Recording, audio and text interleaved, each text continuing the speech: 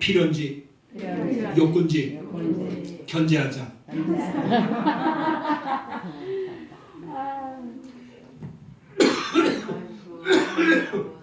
이거 제가 개발한 거예요. 제가 생각한 거예요. 너무 괜찮아. 그래서 뭐 살 때마다 엄마 그거 필요해?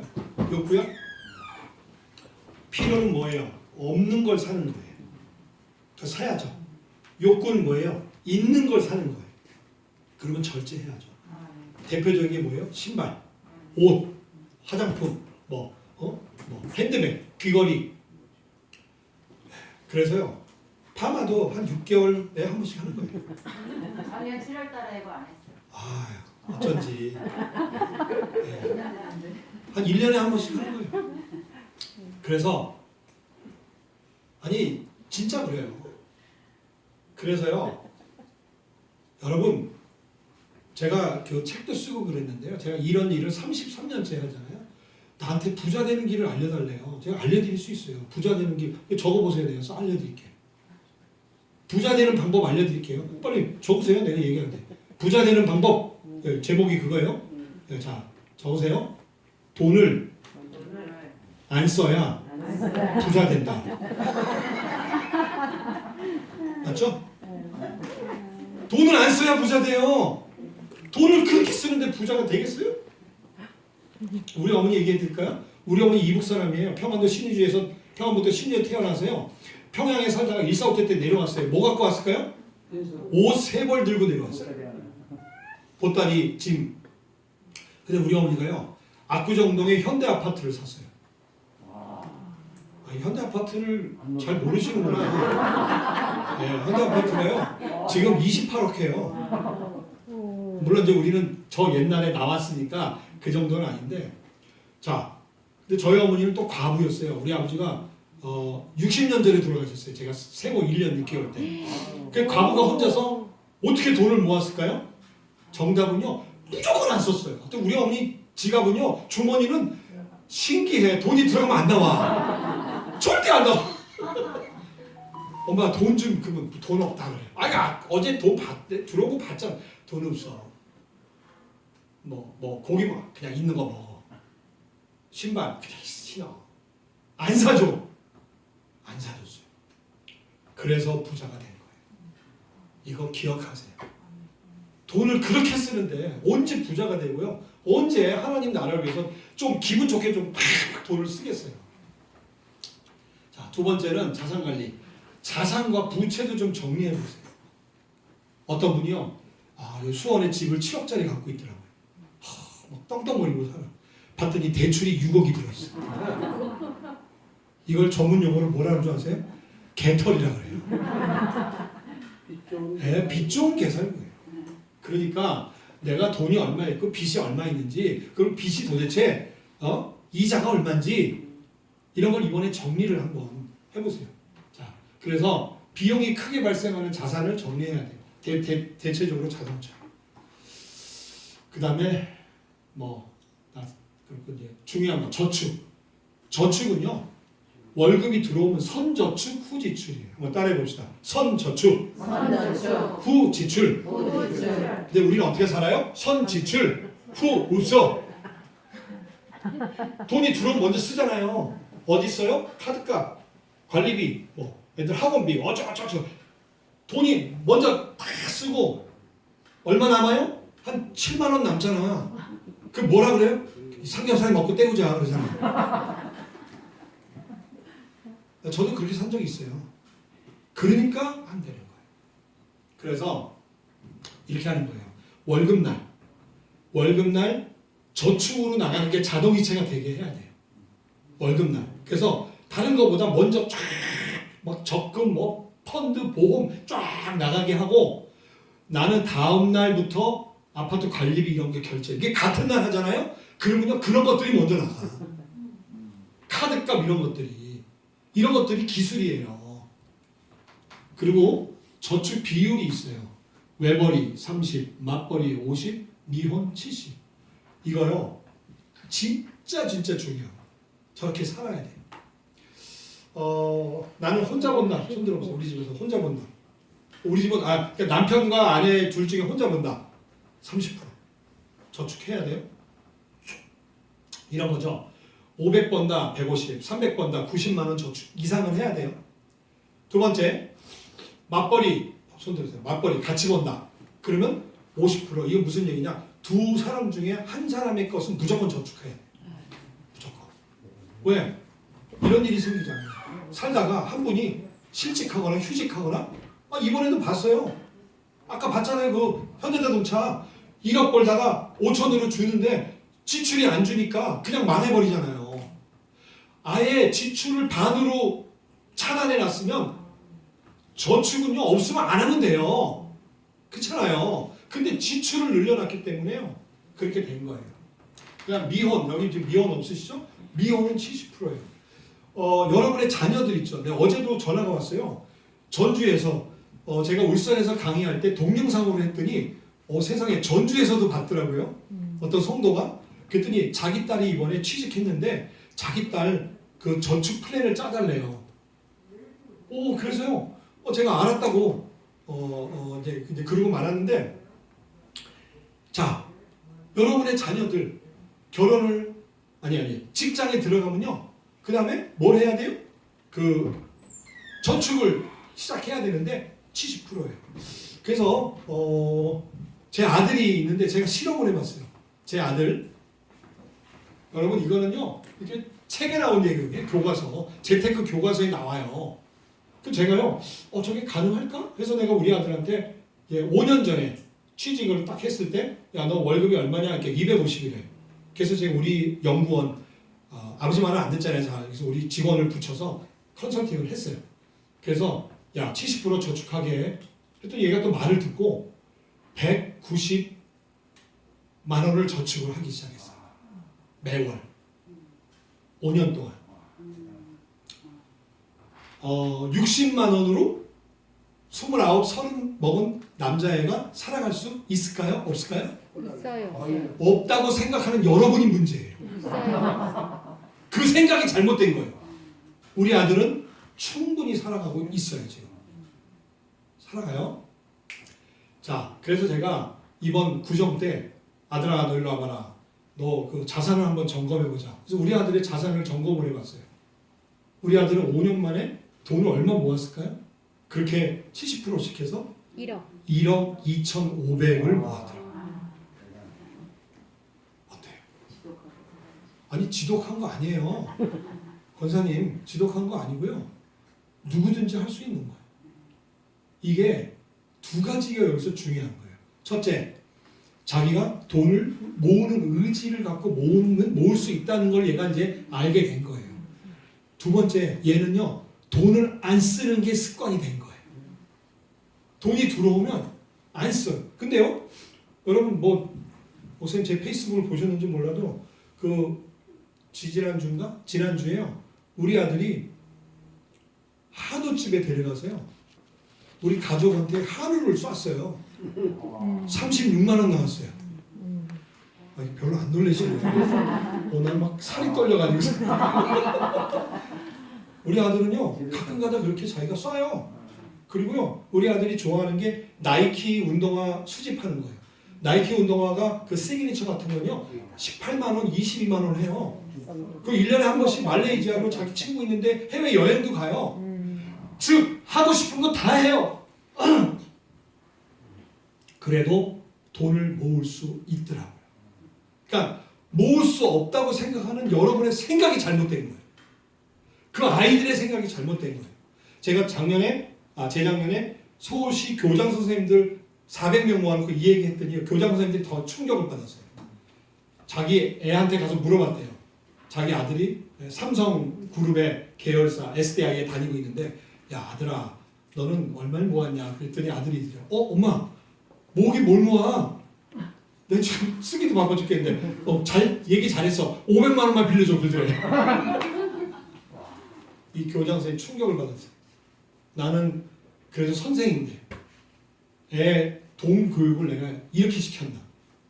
애가 5년 삼성은요 여러분 초봉이 월급이 500이에요. 그러면요 우리 아들보다 월급이 2배인 거예요. 그럼 얘는 2억은 모았어야 돼요. 근데 돈 빌려달래 엄마한테 돈 없다고. 이게 뭐가 문제예요? 얘는 돈이 들어오면 족족 쓰는 게 이제 습관이 돼서요. 영원토록 그렇게 살아갈 거예요. 그래서 돈 못 모아요. 그래서 거지 돼요. 부모가 재산 물려주죠? 다 말아먹어요. 무서운 거예요. 그래서 돈은요 습관이더라고요. 결국은 습관이더라고요. 목표별 통장을 만들고 비상자금을 확보하고 투자는요 여러분 이런 거 하면 안 돼요. 주식, 가상화폐, FX 마진거래 여기 보면 이런 거 이상한 거 여러분이 잘 모르는 거는 무조건 안 해야 돼요. 뭘 따라하세요? 모르면 안 한다. 모르면 안 해야 돼요. 근데 왜 해? 모르는데. 부동산도 모르잖아요. 근데 왜 해요? 모르면 안 하면 돼. 이것만 기억하세요. 투자하지 마세요. 투자하지 마. 하지 말고 물어보세요. 우리한테. 물어보면 알려드릴게요. 그 대신 금리가 높은 상품, 비과세 이런 건 해야 돼. 자, 그 다음에 대출 얘기할게요. 대출은요 이렇게 고금리, 중금리, 저금리 금리가 높은 거, 중간금리, 저금리 있는데요. 이거는요 무조건 빨리 없애야 돼요.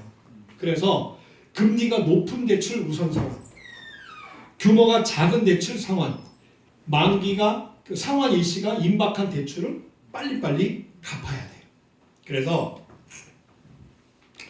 상담을 하시라는 얘기는요. 대출이 있으면 대출을 어떻게 구조조정할 건가. 이것도 사실 되게 중요한 것들. 아시겠죠? 그리고 오늘 여러분들에게 보너스를 아주 중요한 보너스를 알려드릴게요. 금리 인하 요구권이라는 게 생겼어요. 이게 뭐냐? 여러분 은행에 대출이 있으시죠? 예, 대출 금리가 뭐 3.5, 4.2 뭐 다 다르잖아요. 은행에 가셔서 제가요 그 금리 인하를 요구하러 왔습니다. 이렇게 얘기를 하세요. 그렇게 요구할 수 있는 권리가 제도적으로 3년 전에 시작됐어요. 몰랐죠? 예, 그냥 가만히 있으면 안 돼요. 그래서 은행에 가서 내 금리를 조정해 주세요라고 얘기를 하세요. 그러면 은행에서 이렇게 얘기해요. 아 그러면 당신의 그 작년의 소득 상황을 갖고 오세요. 그래요. 소득이 좋아져야 돼. 소득이 좋아져야 되고 신용 상태가 좋아져야 돼요. 마이너스 대출도요? 뭐든지 특히 마이너스 대출이 더 그래요. 그래서 그 두 가지 신용 자료는요 걔네들이 다 쳐보면 나와. 그래서 필요 없고 작년도에 우리 가정의 소득 상황을 제출하면 돼요. 제출하면 걔네들이 심사해서 한 일주일 안에 답을 줘요. 제가 사례를 말씀드릴게요. 마이너스 통장 얘기하시니까 제가 얼마 전에 상담해드렸던 분인데 이분이 마이너스 통장을 쓰고 계세요.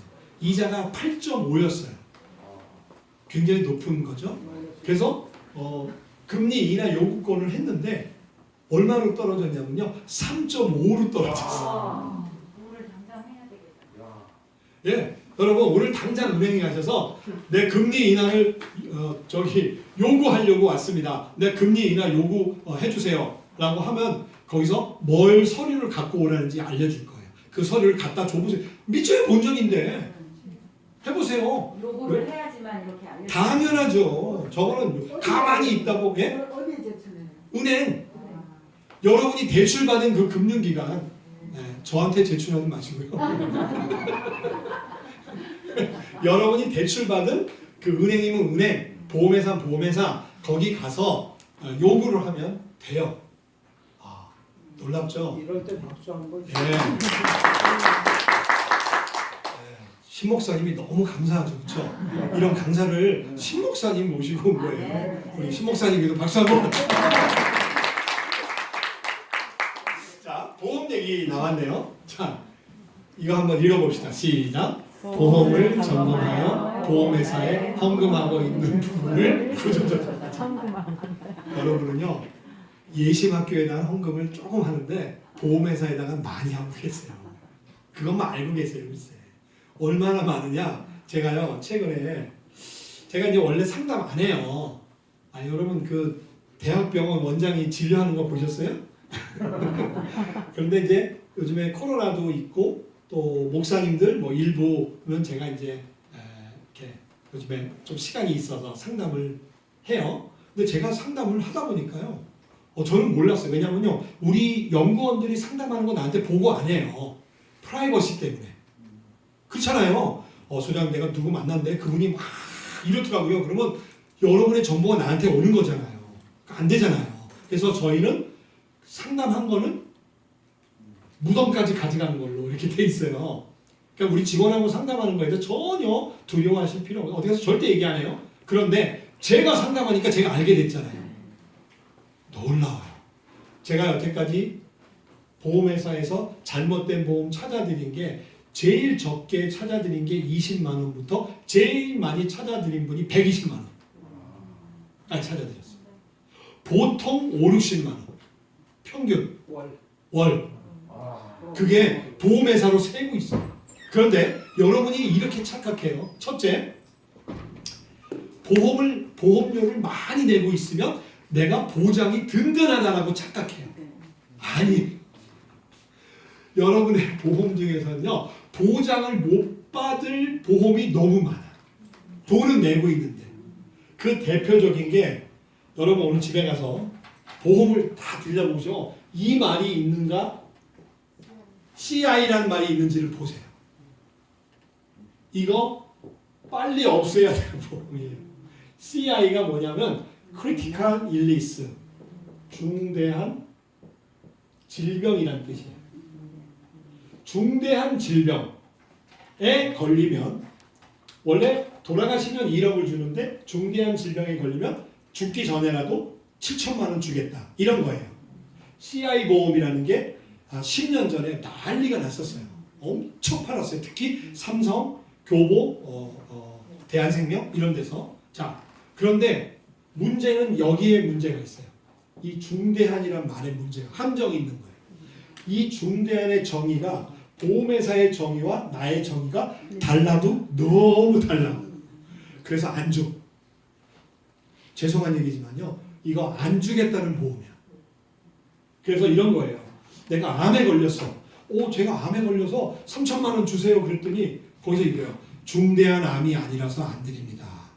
그럼 중대한 암이려면 어떻게 해야 됩니까? 피부 속에 1.5mm 이상 들어가야 되는데 암세포가 1.2밖에 안 됩니다. 내장. 내가 1.2인지 1.2 이거 봤어 내가 계약할 때? 네. 그래서 대표적인 게 이런 거예요. 그러니까 이런 거를 한 달에 30만 원씩 내고 있으면서 나는 언젠가 받을 거라고 착각하는 거예요. 못 받습니다. 못 받아요. 두 번째, 나는 막 꼼꼼하게 보험료가 많으니까 막 다 들었다고 생각해요. 그런데 대한민국 사람이 세 가지로 죽는 됩니다. 첫째, 암. 두 번째, 뇌혈관 질환, 뇌질환, 뇌질환. 그렇죠? 네. 세 번째, 심장 질환. 그렇죠? 대한민국 사람의 대부분은 이 세 가지 중에 하나 죽는데요. 그런데 여러분의 보험에 가보면요. 뇌에 대해서 이렇게 돼 있어요. 뇌 출혈 이렇게 써 있어요. 그리고 2천만 원 줍니다. 이래요. 그래서 이걸 보고 뇌에 대해서 발생하는 뭐 다 준다 이렇게 생각해요. 그런데 뇌 경색이라고 들어봤어요? 네. 이거는 터지는 거고요. 밖으로 터지는 거, 이건 안으로 굳어버리는 거. 굳어버리는 거. 네, 경색이잖아요. 그런데 정의사님, 뇌출혈 비율이 몇 프로예요? 18% 정도. 네. 나머지 82%가 뇌경색이에요. 그런데 여러분은 이거는 빵이고 이거는 2천이라고 돼 있어요. 어때요? 확률이 낮은 거에다가 보험이 들어있고요. 확률이 진작 높은 거에는 없어요. 됐죠? 심장질환도 마찬가지예요. 우리가 심근경색이라고 그러잖아요. 그리고 또 이사님 또 하나가 뭐죠? 허혈성 심장질환. 허혈성 심장질환이라고 들어봤죠. 네. 이게 2대 8이에요. 이것도. 근데 허혈성 심장질환은 빵, 심근경색 2천만 원 이렇게 돼 있어요. 그래놓고 자기는 보험이 든든하다라고 착각을 하고 있어요. 그래서요. 결론적으로 얘기할게요. 보험은요 두 개만 있으면 돼요. 실비, 실손. 이거요 5, 6만 원이면 돼요. 연세가 많아도. 애들은요 여러분 애들 실손보험 막 10몇만 원 있는 거 다 잘못된 거예요. 애들은요 10,000원이면 돼요. 어머 지금 막 시름소리가 나. 두 번째 진단자금. 이거를 건강보험이라고 해요. 이거 두 개 합쳐서요. 우리 정 이사님 20대 정도 아이면 저 두 개 합쳐 얼마면 돼요? 뭐한 4만 5천 원. 네. 근데 여러분 집에 가면 애들한테 저 실비보험 들었다고 해서 10만 원, 12만 원, 15만 원씩 내고 있어요. 가보면 다 그리고요. 제가 한번 물어볼게요. 여러분의 아이가 앞으로 한 20년 안에 이 세 가지로 죽을 가능성이 얼마나 있을까요? 없어요. 여러분 우리 주위에 암으로 죽은 애들 봤어요? 이거 쓰러져서 죽은 애 봤어요? 뇌 터져서? 심장 이러서? 없어요. 즉 이거는요 없어도 되지. 언제 들으면 돼요? 40대부터 들으면 돼요. 그러면 지금부터 40년까지는요 잘못 들어가고 차라리 지금부터 20년 동안 그 돈을 10만 원을 애를 위해서 저축을 해주세요. 아까 우리 아들 봤잖아요. 그렇게 해서 돈을 모아세요. 우리 딸은요. 우리 딸 6만 원, 우리 아들 7만 원 들어가요. 보험이. 내가 이 전문가인데 내가 왜 보험을 많이 안 들어주겠어요. 많이 들 필요가 없는 거예요. 그 돈으로 적금 들고 펀드 들고 다른 거 들어서 돈이 이렇게 불어났잖아요. 됐죠? 그래서 보험이 이런 게 문제다. 이런 게 문제라서 여러분 빨리 점검을 해서 필요 없는 보험을 줄여서 하나님께 헌금하자. 하나님께 헌금해야죠. 네? 우리 예심학교 헌금을 하든지 또 주위에 여러분 전도할 때 밥 사주고 이런 거 하라고요. 그런 거 할 돈이 부족하잖아요. 됐죠? 그 다음에 내가 하나 더 운전자 보험이라고 다들 갖고 있죠. 이것도 4만 원, 5만 원 이거 그럴 필요 없어요. 10,000원, 15,000원이면 돼요. 그러니까 이런 데서 돈이 다 새고 있다. 자 마지막 여러분 정말 삶이 어려워지셔서 보험을 유지하기 어렵다면 깨면 안 돼요. 왜? 좋은 거는 갖고 있어야 되잖아요. 이런 거 아까 얘기했잖아요. 그러면 월대체 납입이나 감액 완납 이런 방법으로 보험료를 내지 않고도 유지해 갈 수 있는 방법들이 얼마든지 있어요. 그러니까 여러분들의 그 전문가들, 우리 같은 사람들하고 의논을 하세요. 저희는요 만나면 보험을 줄이라고 하지 절대로 늘리라고 안 해요. 물론 이런 거 부족한 거 있으면 하시라고 얘기를 해드리지만 됐죠? 자 마지막 비과세. 여러분 우리가 금융기관에다가 돈을 맡기면 이자가 발생하고 이자에 대해서 나라가 세금을 뗄까요 안 뗄까요? 뗍니다. 그거를 뭐라 그래요? 이자 소득세라고 해요. 오늘 굉장히 좋은 내용 많이 배운다 그렇죠? 네. 그러면 이자 소득세를 몇 프로 뗄까요? 15.4% 뗍니다. 적어요 많아요? 많아요. 에이 무슨 소리예요? 선진국은 50% 떼요. 우리도 그렇게 돼요. 그래서 이제 우리는 비과세를 꼭 붙들고 있어야 돼요. 근데 아까 누가 이거 사진 찍었는데 이거 사진 찍지 마세요. 없어진 비과세. 이렇게 많던 게 다 없어졌어요. 그래서 지금 점점 저축성 보험 비과세도 없어지고 있어요. 저축성 보험은 보험회사에 10년 이상 넣으면 비과세예요. 자, 지금 남아있는 게 세 가지가 남아있어요. 주택, 청약, 저축 이거 다 있으시죠? 네. 요거 비과세예요. 그 다음에 연금보험 요게 뭐냐면요. 여러분 그 1월 달에 연말정산 했죠? 연말정산 할 때 400만 원까지 세액공제 받는 보험이 있죠. 한 달에 33만 원씩 내는 거. 그런 게 있어요. 지금 눈을 똘망똘망 뜨시면 절 쳐다보는데 집에 가면 다 있어요. 그거 400만 원까지 거기다가 IRP라는 게 있어서 300 더해서 700까지가 되는데 자 세액공제를 받는 거예요. 맥시멈 받으면 한 90만 원 정도 받아요. 세금을 돌려받아요. 그거 있어야 돼요. 직장인들은. 그런데 연봉이 5천 이하는 할 필요 없어요. 돌려받는 세금이 너무 적어도 5천이 넘으면 꼭 있어야 돼요. 그런데 그거를 보험으로 갖고 있을 수도 있고 펀드로도 갖고 있을 수 있어요. 근데 대부분 보험으로 갖고 있어요. 왜? 보험회사가 열심히 팔았기 때문에. 그래서 이거를 펀드로 바꾸면 이 왜 바꿔야 되느냐? 수익률이 요 놈은요 0.8이에요. 얘는요 3%에서 5% 사이가 나와요. 이게 무슨 뜻이냐? 나중에 한 10년, 15년 지나면요 어떤 사람은 2천 받는데 어떤 사람은 4천 받는 거예요. 이렇게 달라져요. 그래서 연금보험은 연금펀드로 이거 전환하는데 저희가 도와드릴 수 있어요. 전환. 그 다음에 비과세. 아까 뭐라 그랬어요? 10년을 유지하면 비과세인데 여러분 집에 이미 있는 분들도 있어요. 예를 들어서 연금보험, 변액보험, 뭐 종신보험 이런 것들이 10년이 지나면 비과세인데 없으면 지금 빨리 만들어야 돼요. 왜? 비과세가 종료가 임박했기 때문에.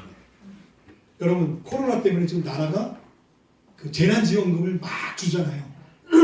이번에도 20조를 또 푼대잖아요. 무슨 돈에서? 나라가 빚을 져서. 그러니까 지금 세금을 올리려고 혈안이 돼 있겠죠. 그래서 이자 소득세를 없애려고 해요. 이게 뭐예요? 그러니까 비과세를 없애려고 해요. 그러면 이거를 안 받다가 받는 거예요. 그럼 세금이 들어오겠죠. 그래서 이 제도가 없어지니까 빨리빨리 해야 돼요. 요거 말고 비과세가 요즘에 새로 나온 게 또 하나가 있어요. ISA라고. 궁금하면 나중에 저희들이 또 알려드릴게요. 자, 그래서 만약에 여러분들이 나중에 연금을 받는데 뭐 국민연금이든 무슨 연금이든 둘 중에 하나를 고르라면 여러분들은 우리나라 돈으로 받겠습니까? 달러로 받으시겠어요? 달러. 오, 달러 되게 좋아하시네. 왜요? 달러는 그 가치가 있습니다. 네. 원은 돈 중이고 달러는 금이다. 예. 제가 작년에 2월 달에 아르헨티나를 선교사님 만나러 갔어요. 선교대회에. 2년 전에 아르헨티나가 1달러를 갖고 은행에 가면 그 나라 돈 40페소로 바꿔줬대요. 근데 1년 만에 이게 80페소로 올랐어요. 그럼 어떻게 된 거예요? 돈의 가치가 떨어진 거죠. 떨어진 거예요. 그러니까 이런 거죠. 핸드폰이 100만 원짜리가 200 된 거예요. 커피가 4천 원짜리가 8천 원 된 거예요. 그런데 달러로 갖고 있으면 그냥 4천 원짜리 커피를 사 먹을 수 있는 거예요. 이해되시죠? 네. 네. 오히려 달러를 갖고 있어서 그걸로 바꾸면 옛날보다 2배를 더 받는 거예요. 돈을. 그래서 달러는 이렇게 인플레이션, 물가가 상승할 때 화폐 가치를 보존할 수 있는 안전한 자산이기 때문에 그래요. 그래서 요즘에 달러 비과세 상품이라는 게 나왔어요. 연금을 받는데 달러로 받는데 게다가 세금을 안 내요. 그래서 이게 2.5%예요. 최저 보증 이율이. 금리도 높아요. 게다가 확정된 연금을 주는데 달러로 줘요. 그런데 돌아가시면 사망보험금도 달러로 줘요. 게다가 이자소득세, 연금소득세, 종합과세, 건강보험료까지 안 내요. 그래서 굉장히 요즘에 주목받고 있는 이런 게 있는데요.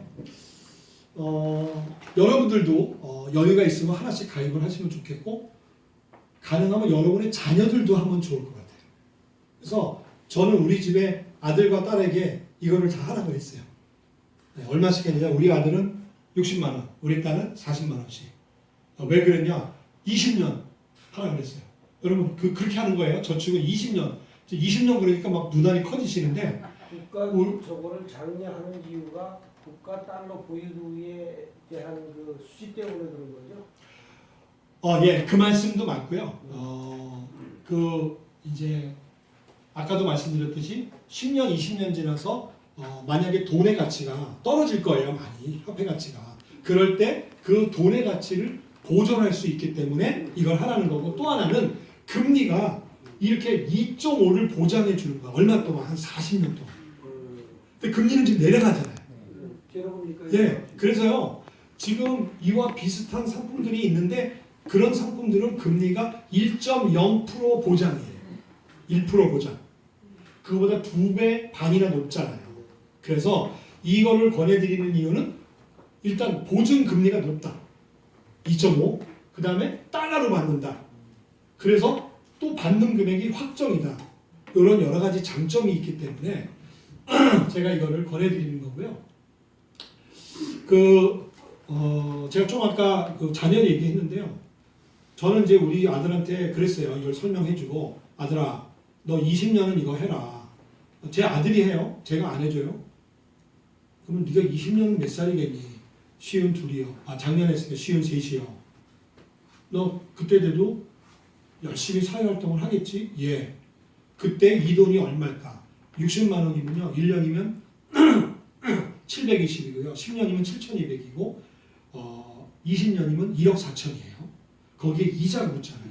그러면요. 이게 이렇게 그 계산해 보니까 나중에 이걸 연금으로 얘가 탄다고 생각하니까요. 거의 3억을 타더라고요. 그래서